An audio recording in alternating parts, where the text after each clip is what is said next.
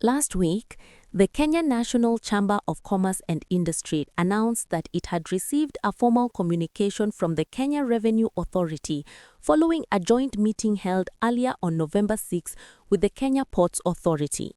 In that briefing, the two agencies unveiled a series of interim measures designed to ease the mounting congestion and enhance efficiency at the port of Mombasa.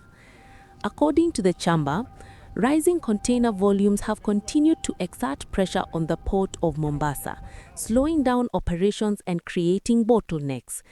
In a bid to ease these delays, particularly those caused by lengthy scanning procedures, KRA and KPA have rolled out new measures targeting importers and logistics operators.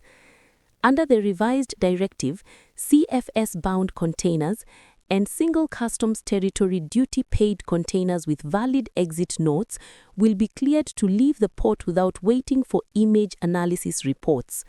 The chamber says this adjustment is expected to dramatically cut down turnaround times for both importers and logistics companies, offering much-needed relief to an overstretched port system. The agencies have clarified that container freight station-bound cargo, typically destined for consolidation, deconsolidation, or customs clearance, will be released directly to the CFS without undergoing scanning. Single customs territory duty-paid containers, whose duties and taxes have been fully settled under the East African Community Framework, will also bypass the scanning process. Additionally, authorized economic operators under port clearance procedures have been added to the exemption list. These operators, known for high compliance standards and streamlined operations, will continue to enjoy priority clearance and reduced regulatory checks. KRA and KPA have also outlined a set of actions aimed at further speeding up cargo clearance. Long-stay containerized cargo destined for Mombasa will be moved to container freight stations for final processing, while cargo headed to Nairobi and up-country destinations will be transported by rail to the Nairobi Inland Container Depot. Goods bound for Uganda will be redirected to the Naivasha ICD. To encourage cargo evacuation, both agencies will grant a 100% waiver on accrued storage and warehouse rent upon application. Shipping lines have been instructed to waive container detention and demurrage charges, although primary port charges, rail freight, shipping line fees, and statutory taxes will remain payable.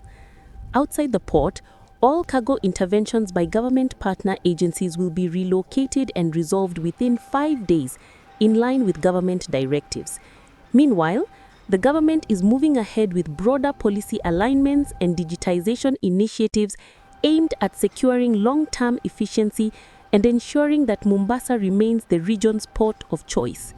Despite these changes, the Chamber of Commerce emphasizes that all other existing procedures at the port remain in force.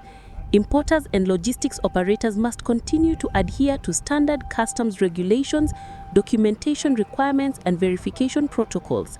Members have been urged to familiarize themselves with the new temporary measures and adjust their processes accordingly to ensure a smoother flow of cargo.